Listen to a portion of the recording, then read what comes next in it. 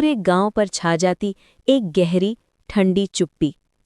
इस चुप्पी के बीच गांव के ठीक बीचों बीच खड़ा था एक विशाल बड़ का पेड़।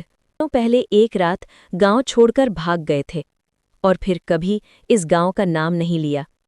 गांव में कदम रखते ही राहुल ने महसूस किया यहाँ कुछ गलत है।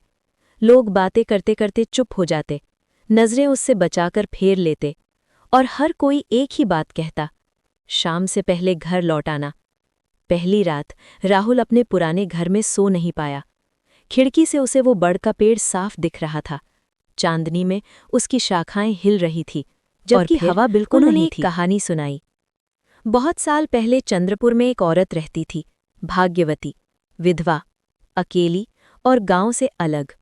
जब अकाल पड़ा, जब फसलें सूख गईं और बच्चे भूख से मरने लगे, तो गांव को एक दुश्मन चाहिए था और वो दुश्मन बना दी गई भाग्यवती। एक रात उसे उसी बड़ के पेड़ से बांध दिया गया। उसकी चीख आज भी लोगों को याद थी, मैं मरी तो ये गांव भी चैन से नहीं जिएगा।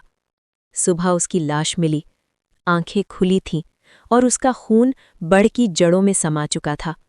उस दिन के बाद से हर कुछ साल में कोई ना कोई गांव से गायब होने लगा, हमेशा वही जो सच जानना चाहता था।